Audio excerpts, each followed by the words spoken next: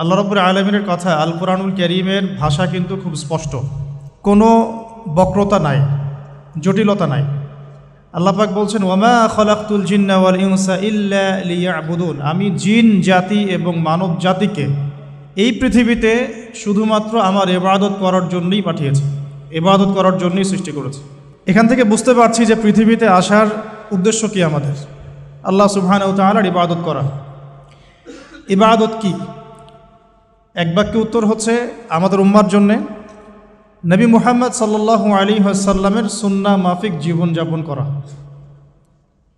আল্লাহ রাব্বুল আলামিন কোরআনুল কারীমে এবং নবী সাল্লাল্লাহু আলাইহি ওয়াসাল্লাম হাদিসে যত কাজ করতে বলেছেন সবগুলো কাজ করার নাম ইবাদত। আল্লাহ রাব্বুল আলামিন কোরআনুল কারীমের মধ্যে, নবী সাল্লাল্লাহু আলাইহি ওয়াসাল্লাম হাদিসের মধ্যে যত কাজ করতে বলেছেন, উৎসাহিত করেছেন, আমাদেরকে সওয়াবের কথা বলেছেন, এই কাজগুলো করার নাম ইবাদত।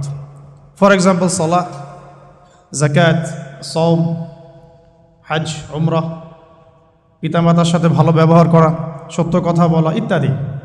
এগুলো লিস্ট করলে আমরা হাজারটা পেতে পারি। আরেকটা বিষয় ইবাদতের অন্তর্ভুক্ত, সেটা হলো আল্লাহ রাব্বুল আলামিন কোরআনে যত কিছু নিষেধ করেছেন এবং নবী সাল্লাল্লাহু আলাইহি ওয়াসাল্লাম হাদিসে যত বিষয় নিষেধ করেছেন, এই নিষেধ থেকে দূরে থাকার নাম ইবাদত। আবার বলছি, শুধুমাত্র আদেশ মেনে চলার নাম ইবাদত নয়। আল্লাহ পাক কোরআনে এবং নবীজি হাদিসে যত বিষয় থেকে নিষেধ করেছেন, এগুলো না করার নাম ইবাদত। ফর এক্সাম্পল, সুদ খেতে আল্লাহ নিষেধ করেছেন, সুদ না খাওয়া ইবাদত।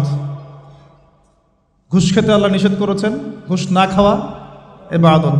জিনা করতে আল্লাহ নিষেধ করেছেন, ধারের কাছে যেতেও নিষেধ করেছেন, না যাওয়াটা ইবাদত। মানে যত কাজ থেকে বিরত থাকতে বলেছেন, এগুলো বিরত থাকার নামও ইবাদত। বর্তমান ওয়ার্ল্ডের প্রবলেম হচ্ছে, আমরা আল্লাহ এবং তার রাসূলের আদেশগুলো মানতে চাই, কেউ সালাত ডিনাই করে না। বেশিরভাগ লোকই সালাতকে রিসিভ করে, ডিনাই খুব কম মানুষই করে। কিন্তু যাকাত ডিনাই করে মানুষ, হজ উমরা ডিনাই করছে না, কিন্তু মানুষ সুদ থেকে বেঁচে থাকার ব্যাপারে কঠোরতা প্রদর্শন করছে না। মানে যে কাজগুলো করলে আমাদের কোনো সমস্যা হচ্ছে না, আমরা সেগুলো ঠিকই করছি, আর যেগুলো ছেড়ে দিলে আমাদের কষ্ট হচ্ছে, এগুলো আমরা করতে চাচ্ছি না। তো ইবাদতের ডেফিনেশনটা আজকে আমরা একটু শিখে যাব, যে আল্লাহ রাব্বুল আলামিন যত কাজ করতে বলেছেন তা করার নামও যেমন ইবাদত, যেটা ছেড়ে দিতে বলেছেন ওইটা ছেড়ে দেওয়া ইবাদত। আমার চেহারা থেকে স্টার্ট করতে পারি আমি। নবী সাল্লাল্লাহু আলাইহি ওয়াসাল্লাম বলেছেন, খালিফুল ইয়াহুদা, ইহুদিদের বিরোধিতা করো, ওয়াল মুশরিকিন, মুশরিকদেরও। তারা গোঁফগুলোকে লম্বা করে, তোমরা ছোট করে ফেলো। তারা দাড়িগুলোকে কেটে ফেলে, তোমরা ছেড়ে দাও, লম্বা করে ফেলো। এই যে স্টার্ট হলো এখান থেকে, যেটা নবী করতে বলেছেন করলাম ইবাদত, যেটা ছাড়তে বললেন ছাড়লাম ইবাদত। তো আপনি আপনার বডি থেকে স্টার্ট করতে পারেন, আপনার ইস্তেনজা, ওযু, আপনার গোসল, আপনার সালাহ, আর মসজিদে যাওয়া, মসজিদের পরে জিকির আজগার, তাসবিহ তাহলিল, কোরআন তেলাওয়াত, সামাজিক কৃষ্টি কালচার, এর মধ্যে ইসলাম আছে, সুন্নাহ আছে। ইকোনমি, আপনার ইকোনমিক সেকশন, আপনার পরিবার, মুআমালাত, এই যে বিষয়গুলো, প্রতিটা বিষয়ের মধ্যেই আমরা এমন কিছু বিধান পাই যেটা নবী সাল্লাল্লাহু আলাইহি ওয়াসাল্লাম থেকে প্রমাণিত, আল্লাহ রাব্বুল আলামিন আদেশ করেছেন। আবার কিছু কিছু বিষয় পাই যেগুলো আল্লাহ পাক নিষেধ করেছেন, নবীজি নিষেধ করেছেন। ইবাদতের ডেফিনেশনটা আমাদেরকে শিখতে হবে এভাবে, যে আল্লাহ এবং তার রাসূল যত কিছু করতে বলেছেন সেটা করাও যেমন ইবাদত, অ্যাট দ্য সেম টাইম তারা, মানে আল্লাহ এবং তার রাসূল সাল্লাল্লাহু আলাইহি ওয়াসাল্লাম যা যা নিষেধ করেছেন ছেড়ে দেওয়ার নাম ইবাদত। আমি আশা করি খুব সংক্ষিপ্ত করে বোঝাতে পেরেছি, বাকিটা আপনারা বাসায় পড়বেন। এখন আসুন, এখন আল্লাহ রাব্বুল আলামিন দুনিয়াতে যে পাঠিয়ে দিয়েছেন এই দায়িত্ব দিয়ে, এই ইবাদতের দায়িত্ব দিয়ে, আল্লাহ বলছেন আর কোনো কারণে সৃষ্টি করি নাই। তাহলে আমরা যে 50, 60, 70 বা 100 বছরের হায়াতটা পাচ্ছি, এই জীবনটার মূল উদ্দেশ্য তাহলে এইটাই। এখন এটা আল্লাহ রাব্বুল আলামিনের অনেক বড় রহমত, যে আমরা যদি নবী সাল্লাল্লাহু আলাইহি ওয়াসাল্লামের মতো আমাদের পরিবার, সমাজ, রাষ্ট্র, আমাদের অর্থনীতি এগুলোও চালাই, এগুলো ইবাদত বলে গণ্য হবে। এটা অনেক বড় রহমত। এমনকি আপনি আপনার মুসলিম ভাইয়ের সাথে হাসি মুখে কথা বললে এটা ইবাদত বলে কাউন্ট হচ্ছে। ইভেন আমরা যদি স্ত্রীদের সাথে মিলিত হই সুন্নাহ মাফিক হালাল পন্থায়, এটা ইবাদত হচ্ছে। এমনকি আপনি এই প্রবাস জীবন থেকে কষ্ট করে অর্থ উপার্জন করে দেশে পাঠাচ্ছেন, আপনার পরিবার সেটা খেয়ে পড়ে বেঁচে থাকছে, এটা অবশ্যই আপনার ইবাদত। তো এটা আল্লাহ রাব্বুল আলামিনের অনেক বড় রহমত যে আমাদের জীবনের প্রতিটা কাজকেই ইবাদত বলে গণ্য করা সম্ভব যদি কাজটা আমরা একটা সুন্নাহ মেনে চলি। সেটা হলো সেই কাজটা নবী সাল্লাল্লাহু আলাইহি ওয়াসাল্লাম কীভাবে করেছেন, এইভাবে করা। আর তার উপর একটা জিনিস আছে, সেটা হলো ইখলাস, শুধুমাত্র আল্লাহ পাকের সন্তুষ্টির জন্য করা। ইখলাস, শুধুমাত্র আল্লাহ পাকের সন্তুষ্টির জন্য আমলটা করব, ইত্তিবাউর রাসূল সাল্লাল্লাহু আলাইহি ওয়াসাল্লামের অনুকরণ করব। এখন এই যে 100 বছর ধরে নিচ্ছি আর কি, এভারেজ 50, 60, 100 ইয়ার্স আমাদের হায়াত। আগেকার উম্মত অনেক বেশি হায়াত পেয়েছে, কেউ 500, 1000 আরও বেশি, আমরা লিমিটেড। তো এই কারণে আল্লাহ রাব্বুল আলামিন আমাদের প্রতি আরও দয়া পরবশ হয়ে কিছু অকেশন দিয়েছেন, ইবাদতের মৌসুম দিয়েছেন। ফর এক্সাম্পল রমাদান, এই রমাদান একটা ইবাদতের মৌসুম। জুমার দিন সাপ্তাহিক ইবাদতের মৌসুম। হজ একটা ইবাদতের মৌসুম। ঈদ উল ফিতর, লাইলাতুল কদর, তারপরে আমরা যে শবে বরাত, ওই যে 15ই শাবান ইত্যাদি, আল্লাহ রাব্বুল আলামিন অনেক অকেশন দিয়েছেন ইবাদতের আমাদের জন্য। ঠিক এভাবেই 4টা মাসকে আল্লাহ সুবহানাহু ওয়া তাআলা হারাম করেছেন। হারাম মানে সম্মানিত। এখানে হারাম মানে কি? সম্মানিত। এখান থেকে একটু বোঝার চেষ্টা করুন। আল্লাহ রাব্বুল আলামিন বলছেন সূরা তাওবার মধ্যে যে আল্লাহ পাক যেদিন থেকে আসমান জমিন সৃষ্টি করেছেন ওই সময় থেকেই এই 4টা মাস সম্মানিত। 4টা মাস কি কে বলতে পারবেন? 1 নম্বরটা কি? যুলকাদা। 2 নম্বর না, রমাদান নাই, যুলকাদা। 2 নম্বর যুলহিজ্জা। 3 নম্বর বলেন মুহাররম। 4 নম্বর রজব। এই 4টা স্পেশাল হারাম মাস, আর রমাদান আরেকটা স্পেশাল। কয়টা হলো মোট? আচ্ছা, রমাদান সম্পর্কে অনেক লেকচার শুনেছেন, এটা আমি টাচ করছি না আজকে। এখন রমাদান বাদ দিয়ে আরও 4টা মাস আল্লাহ সুবহানাহু ওয়া তাআলা আমাদের জন্য সম্মানিত করেছেন, ইবাদতের মৌসুম হিসেবে দিয়েছেন। এখন আমরা পশ্চিমাদের সাংস্কৃতিক আগ্রাসন বলেন আর সারা ওয়ার্ল্ডের ডমিনেশন বলেন, এমনভাবে আমরা ফিতনায় জর্জরিত হয়েছি যে এখন যে মুহররম মাস চলছে বা স্টার্ট হয়েছে, এই চেতনাটাও কিন্তু আমাদের মধ্যে অনেকের মধ্যে নাই। আমাদের মধ্যে অনেকে জানেও না যে আজকে মুহররম মাসের কয় তারিখ।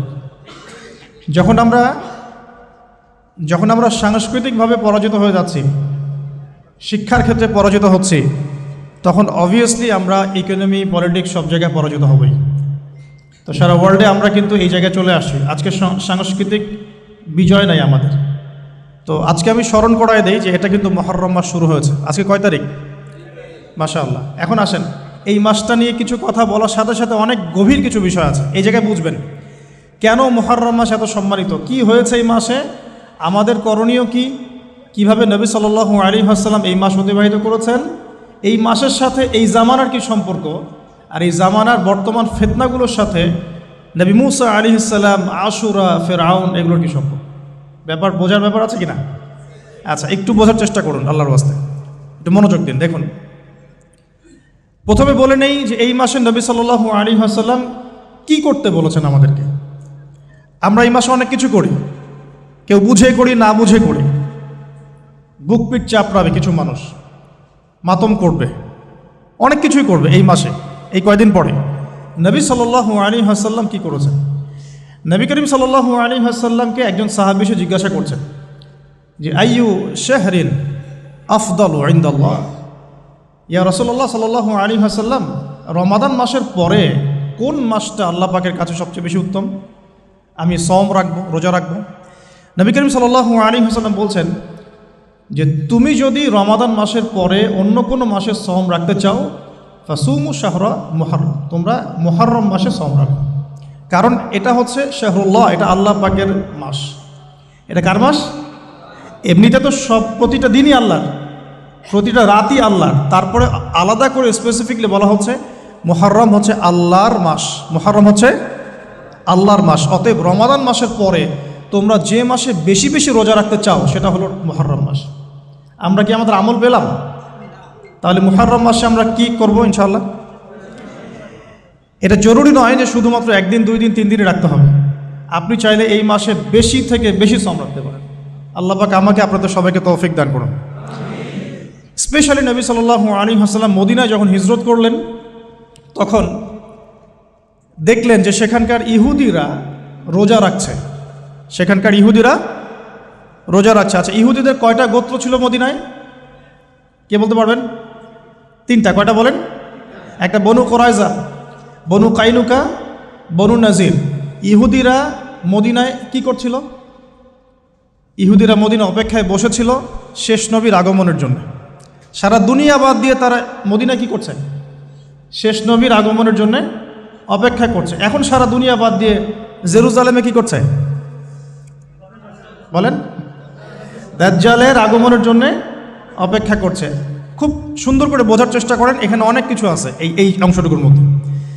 মদিনা ইহুদিরা আগে থেকেই ঘাঁটি গেড়েছিল, কারণ তাদের তাওরাহ, জাবুর এবং যে ওল্ড টেস্টামেন্ট, নিউ টেস্টামেন্ট, এগুলোতে আছে যে শেষ নবী মুহাম্মদ সাল্লাল্লাহু আলাইহি ওয়াসাল্লাম আসবেন আরবের সম্ভ্রান্ত বংশ থেকে, যার নাম হবে আহমদ। কি নাম হবে?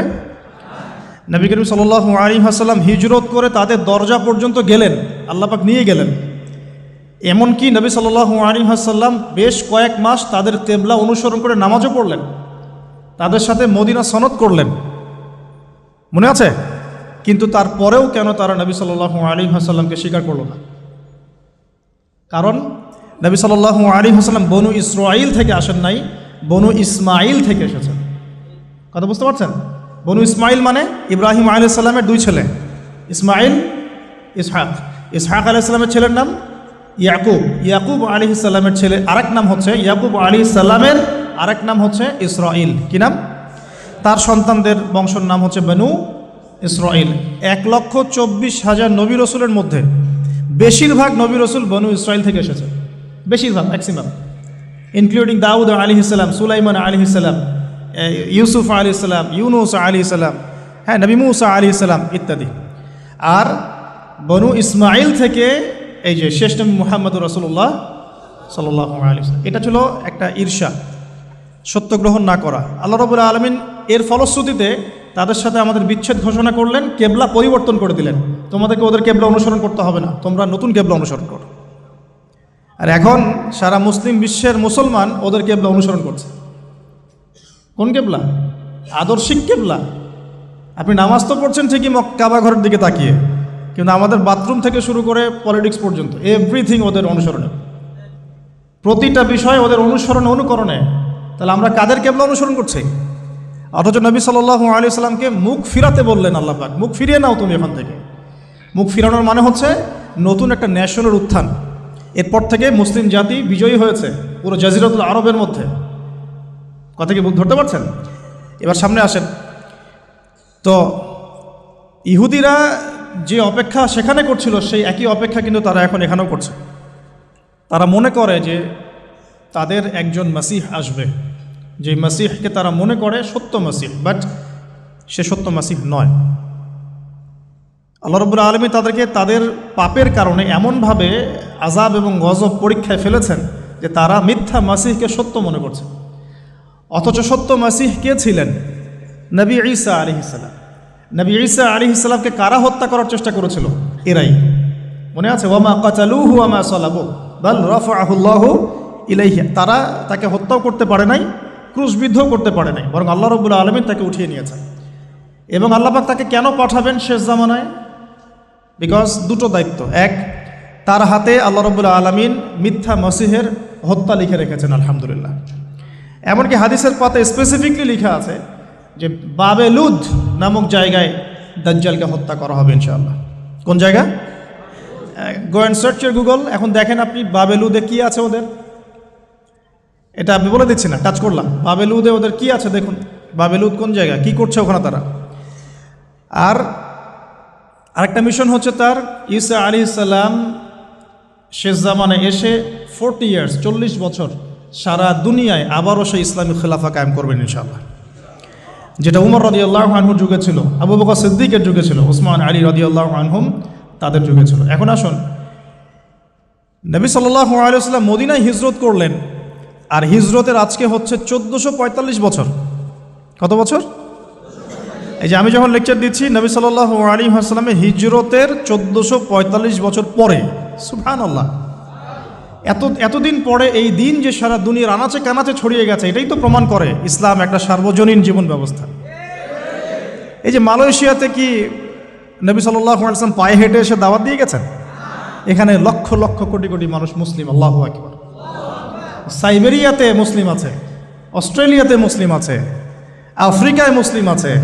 আপনি ইউরোপে যান, সেখানে মুসলিম পাচ্ছেন। ওই যে আফ্রিকার ওই যে ঘানা, নাইজেরিয়া ইত্যাদি, জিম্বাবুয়ে, কেনিয়া, ওই আবিসিনিয়া, ইথিওপিয়া, ইরিত্রিয়াতে পর্যন্ত আপনি গিয়ে মুসলিম পাবেন। আল্লাহু আকবার। তো এটাই তো প্রমাণ করে যে ইসলাম আল্লাহ রাব্বুল আলামিনের পক্ষ থেকে একটা মানে কি বলবো, সর্বস্বীকৃত এবং চূড়ান্ত একটা জীবন বিধান। তো এখন নবী সাল্লাল্লাহু আলাইহি ওয়াসাল্লামের হিজরতের হয়ে গেল 1445 বছর, আর নবীজি এসেছেন মানেই কিয়ামতের আলামত শুরু হয়ে গেছে। নবীজি কি বলেছেন? কিয়ামতের প্রথম আলামত হচ্ছে আমি নিজেই, আমার আগমনটাই হচ্ছে কিয়ামতের আলামত। সুগরা, ছোট, আমার যে আগমন এবং কোরআন চলে আসছে, রেভলিউশন বন্ধ, এটাই তো আমার ওফাত, এটাই তো হচ্ছে কিয়ামতের প্রথম আলামত। 1445 বছর পরে আমাদের কি বোঝার বাকি আছে যে আমরা এখন ক্লোজিং টাইমের দিকে যাচ্ছি? এটা বোঝার জন্য কি আপনার পিএইচডি করার দরকার আছে? চোখের সামনে নগ্ন মেয়েদের চলাফেরা, মেয়েরা ছেলেদের পোশাক পরে ঘুরে বেড়াচ্ছে, ছেলেরা মেয়েদের, হাইলি কনস্ট্রাক্টেড বিল্ডিংস, রিবার, ব্যাপকতা, ন্যায় অন্যায়ের মানদণ্ড পাচ্ছেন না, আল্লাহ পাকের হুকুম আহকাম উঠে যাচ্ছে, নামাজ পর্যন্ত উঠে যাচ্ছে। আর কি দেখার বাকি আছে আলামত? এরপরেও কিছু মানুষকে বোঝাতে হয় যে এটা শেষ জামানা চলছে। এটাই দুঃখের ব্যাপার। যাই হোক, এখন নবী সাল্লাল্লাহু আলাইহি ওয়াসাল্লাম নিজে গেলেন মদিনায়, গিয়ে দেখলেন ইহুদিরা রোজা রাখে, মুহররম মাসে রোজা রাখে।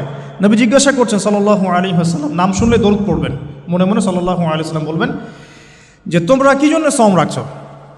ইহুদিরা বলল যে আনজাল্লাহু আযজা ওয়া জাল মূসা ওয়া কওমাহ, এই দিনে আল্লাহ রাব্বুল আলামিন মূসা আলাইহিস সালাম এবং তার কওম মানে বনু ইসরাইলকে নাজাত দিয়েছেন। ওয়া গারাকা ফিরআউন ওয়া কওমাহ, এবং আল্লাহ রাব্বুল আলামিন এই দিনেই ফিরআউন এবং তার কওমকে ডুবিয়ে দিয়েছেন। এই দিনে আল্লাহ রাব্বুল আলামিন মূসা আলাইহিস সালাম আর মূসা আলাইহিস সালাম এবং তার সাথীদেরকে উদ্ধার করেছেন, ফিরআউন এবং তার দলবলকে ডুবিয়ে দিয়েছেন। কোন সাগরে? লোহিত সাগরে। এজন্যে শুকরিয়া স্বরূপ মূসা আলাইহিস সালাম সওম রেখেছেন, এজন্য আমরাও সওম রাখি।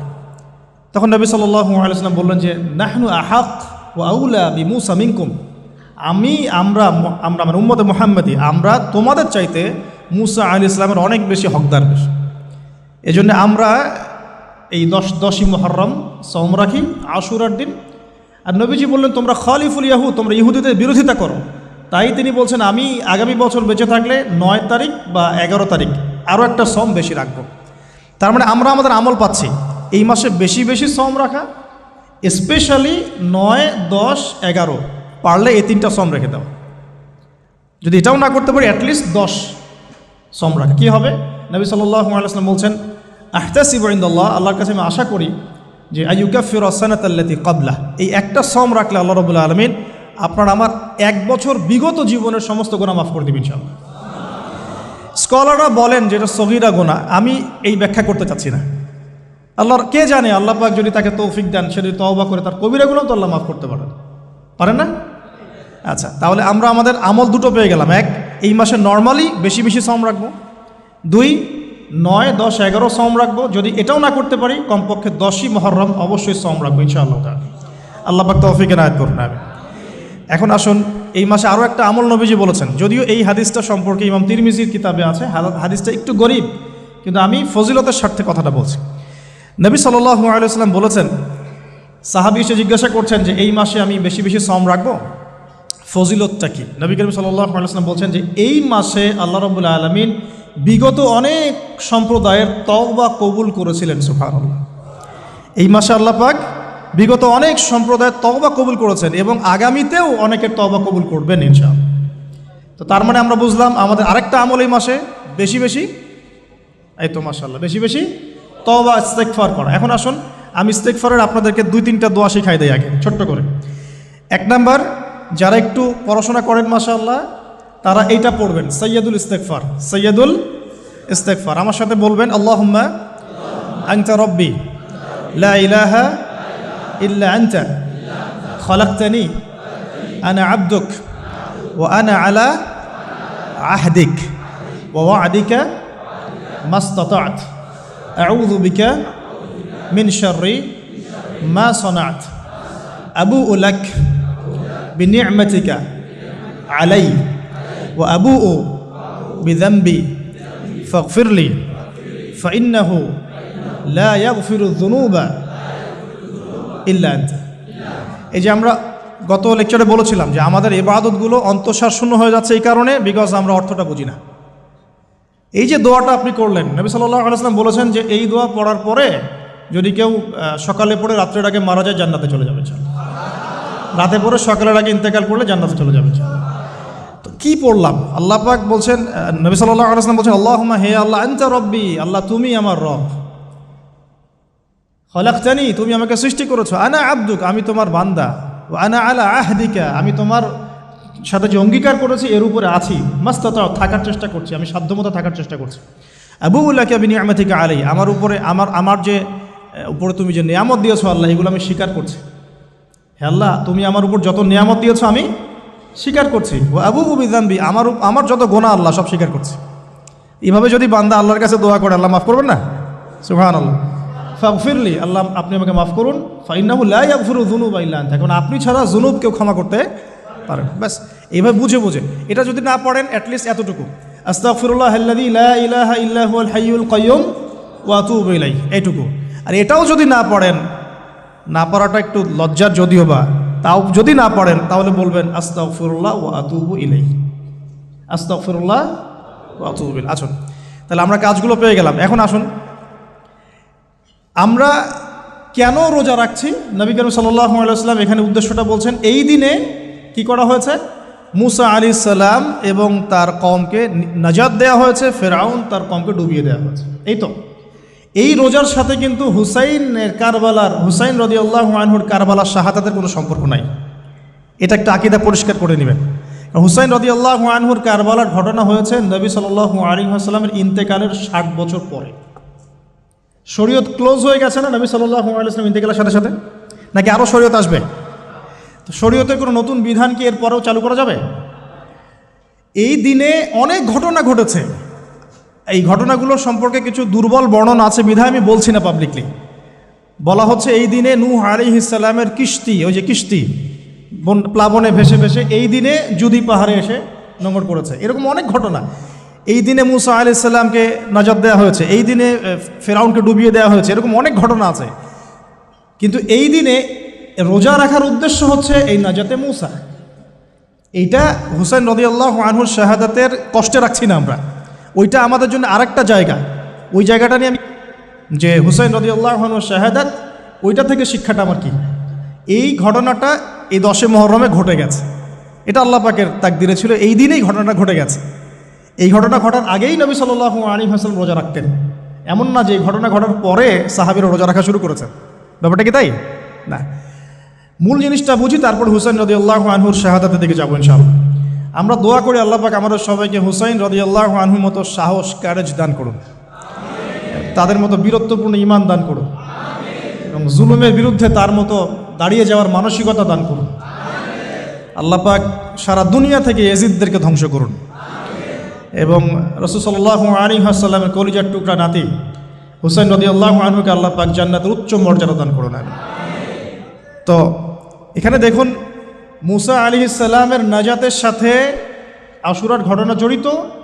আর একটা কথা আমি বলে দিই, মুসা আলাইহিস সালাম, তার কওম, ফেরাউন এবং শেষ জামানা দাজ্জাল, জেরুজালেম, ইহুদি, এদের সবার সাথে একটা যোগসূত্র আছে। একটু বোঝার চেষ্টা করবেন, আবার বলছি, রোজাটা রাখছি আমরা আশুরার স্মৃতিতে, ওই স্মরণে। এই আশুরার দিন এর ঘটনা, মুসা আলাইহিস সালামের কওম, ফেরাউন, বনু ইসরাইল, এখনকার জেরুজালেম, জিউসদের উত্থান, শেষ জামানা, এই প্রত্যেকটা বিষয় কানেক্টেড আছে। আমি জানি না কিভাবে আমি শব্দ নিয়ে আপনাদেরকে বুঝাবো। আমি এখনগুলো লেকচারগুলোতে বলি যে আমি লাস্ট 3-4 বছর থেকে একটা প্রবলেম ফেস করছি। অনেক কিছু বুঝতে পারছি, কিন্তু আমি আপনাকে বুঝাতে পারছি না। আমি কোন ভাষা প্রয়োগ করব বা কিভাবে সিকোয়েন্স সাজাবো আমি আসলেই বুঝতে পারছি না। বিশ্বাস করেন, এগুলো শুধু বাইরের কথা বললাম, ভিতরে এমন অনেক কথা আছে যার 30 থেকে 40% আমি বলতে পারছি, বাকি 60% কথা আমি বলতে পারছি না।